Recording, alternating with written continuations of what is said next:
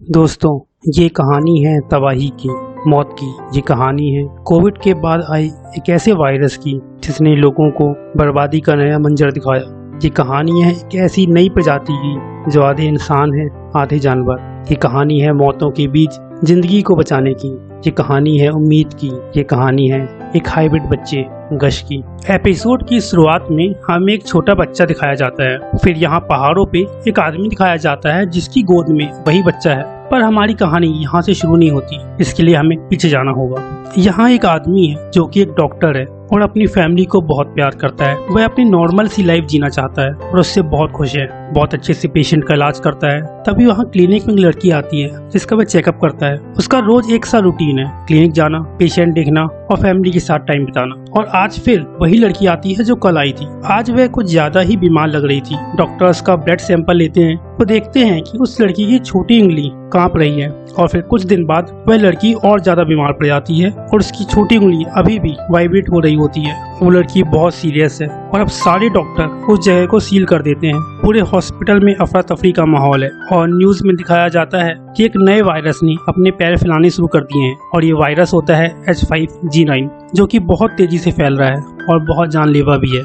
जहाँ एक ओर वह डॉक्टर शहर में मची तबाही से जूझ रहा था, वहीं दूसरी ओर जंगल में हमें एक और कैरेक्टर दिखाया जाता है जो अपने छोटे से बच्चे को लेकर दुनिया से अलग यहाँ रहता है। वह डॉक्टर अपने घर पे है। वो नींद से उठता है तो उसे उसकी पत्नी दिखाई नहीं देती। वो उसे ढूंढने लगता है क्योंकि पिछले कुछ दिनों से वह बीमार है। तभी वह देखता है कि उसकी वाइफ नीचे बैठी रो रही है। वो उसे हॉस्पिटल ले जाने लगता है। सारे शहर में तबाही का मंजर है और वो देखता है कि उसकी वाइफ की भी छोटी उंगली वाइब्रेट हो रही है। मतलब उसे भी इस वायरस ने अपनी गिरफ्त में ले लिया है। अब हमें दिखाया जाता है कि वो डॉक्टर हॉस्पिटल में है। तभी एक नर्स वहाँ आती है और कहती है, क्या आप एक डॉक्टर हैं? और वो उसे नर्सरी वार्ड में ले जाती है, जहाँ का नजारा देखकर डॉक्टर के होश उड़ जाते हैं। यहाँ पैदा हुए हर बच्चे में किसी न किसी जानवर का अंश था। ये आधे इंसान थे तो आधे जानवर, जिसे हाइब्रिड कहा गया। एक और जहाँ वायरस लोगों की जान ले रहा है, वहीं दूसरी तरफ ये नए हाइब्रिड बच्चे पहेली बने हुए हैं। वायरस इनकी वजह से फैला या ये वायरस की वजह से ऐसे हो गए, किसी को कुछ भी नहीं पता। वहीं दूसरी ओर एक पिता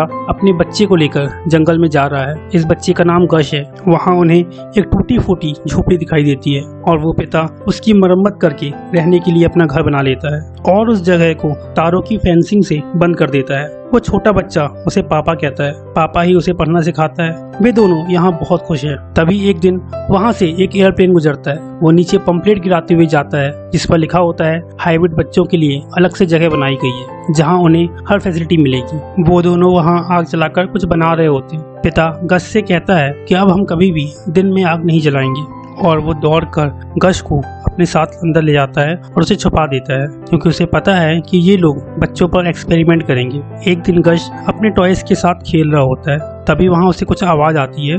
उसके कान बहुत तेज हैं। वो देखता है वहाँ एक हिरन है और मेरे कान भी उसकी तरह ही हैं। तभी वहाँ मौसम खराब होने लगता है और गश दौड़कर अपने घर जाता है। उसने बारिश पहली बार देखी है। वे दोनों बारिश में खेलते हैं। अब गश 7 साल का हो गया है। उसके सींग बड़े होने लगे और उसे अपनी माँ की बहुत याद आती है। पापा गश को बताते हैं कि बाहरी दुनिया में बहुत खतरा है, इसलिए वो कभी भी बाहर न जाए। एक दिन गश वहाँ खेल रहा था। तभी उसे वहाँ तारों की फेंसिंग टूटी हुई नजर आती है और वो बाहर चला जाता है। तभी पापा उसे उठा लाते हैं और उसे डांटते हैं और गश गुस्सा होकर चला जाता है और रोने लगता है। तभी वहाँ किसी इंसान की आवाज आती है। वहाँ एक आदमी है। उसके पापा उस पर बंदूक तान लेते हैं और उससे पूछते हैं कि शहर में क्या हो रहा है और वायरस का क्या हाल है। वो आदमी बताता है कि ज्यादा लोग नहीं बचे हैं और सब लोग उन हाइब्रिड को ही जिम्मेदार मानते हैं। वो आदमी वहाँ हर जगह निशान लगाकर चला जाता है ताकि उसे याद रहे कि यहाँ कोई इंसान रहता है। और उसके पिता गश को घर के अंदर लाकर छुपाने लगते हैं। वो एक इंजेक्शन लेकर जाने लगते हैं और गश को एक तहखाने में छुपा देते हैं।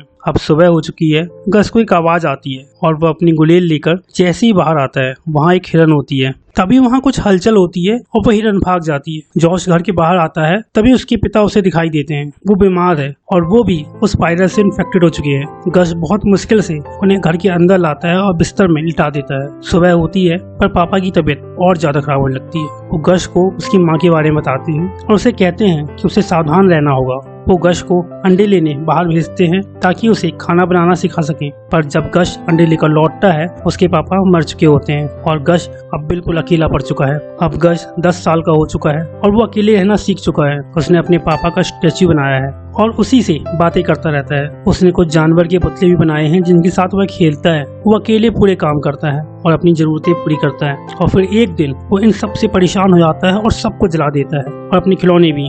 अब वो घर के अंदर जाता है और उसकी नजर एक ड्राइंग पर पड़ती है जो उसके आसपास का नक्शा था। वो उसे देखते हुए एक पेड़ के पास जाता है और वहाँ खुदाई करने लगता है और उसे वहाँ एक सूटकेस मिलता है जिसे उसके पिता ने ही यहाँ दफनाया था। गस उसे खोलता है तो उसमें कुछ पैसे, एटीएम कार्ड और कुछ कीज होती हैं जिसे वो साइड में रख देता है क्योंकि गश ने कभी भी ये चीजें नहीं देखी थी और वो इसकी वैल्यू नहीं समझता।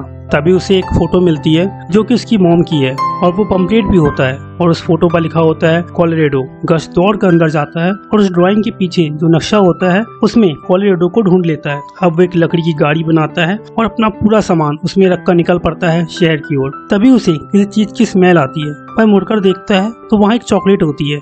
गस एक जानवर भी है इसलिए वह उसे उठाकर सूंघने लगता है क्योंकि उसने पहले कभी भी चॉकलेट नहीं देखी थी। अब वो उसे खाता है और उसका स्वाद उसे अच्छा लगता है। तभी उसे एक और चॉकलेट दिखाई देती है और जैसे ही वह उसे उठाने आगे बढ़ता है कोई चॉकलेट को खींच लेता है और तभी वहाँ एक तीर तेजी से आता है। गश एक पेड़ के पीछे जाकर छुप जाता है। वहाँ एक आदमी है। तभी एक दूसरा आदमी उसे पकड़ लेता है।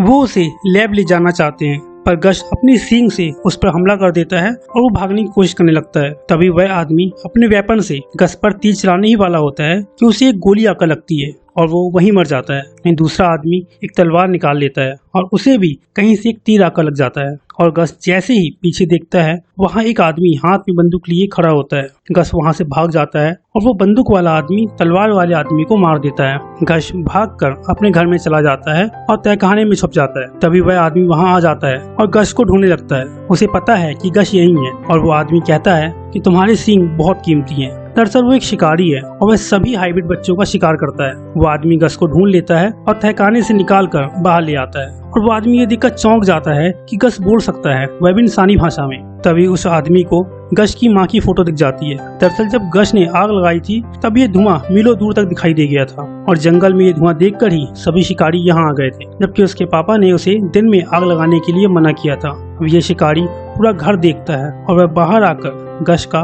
पानी का पाइप जोड़ता है और यहाँ से जाने लगता है। पर वो बाहर आकर देखता है कि वहाँ गश ने खेती की है और मटर के पौधे लगाए हैं। वो गश से उसके पेरेंट्स के बारे में पूछता है। गश कहता है कि मेरे पापा आएंगे और तुम्हें मार देंगे, वो बहुत बड़े हैं। वो आदमी कहता है कि यहाँ मुझसे बड़ा कोई भी नहीं है। अब वो आदमी जाने लगता है और गश से कहता है कि वो संभल कर रहे वरना शिकारी उसे नहीं छोड़ेंगे। और तभी गश उससे पूछता है कोलोराडो किस दिशा में है और कितनी दूर है। शिकारी उससे कहता है कि वो यहाँ से बाहर न निकले वरना मारा जाएगा। शिकारी उसे स्वीट टूथ कहता है और वहाँ से चला जाता है। थोड़ी देर बाद गश अपना सामान लेता है और वो शिकारी के पास जाने लगता है। वो पहली बार फेंसिंग के बाहर आता है। उसे जूतों के निशान दिखाई देते हैं और वो उन निशानों की दिशा में भागने लगता है और उस शिकारी को ढूंढता है और आखिर में वो उसे मिल जाता है और गश उसे बुलाता है बिग मैन, क्योंकि उसका शरीर काफी बड़ा था। और गश कहता है ले चलो मुझे, और पहला एपिसोड यहीं पर खत्म हो जाता है। तो दोस्तों, क्या बिग मैन गश को वापस भेज देगा या अपने साथ ले जाएगा, या कहीं वो उसे बेच तो नहीं देगा?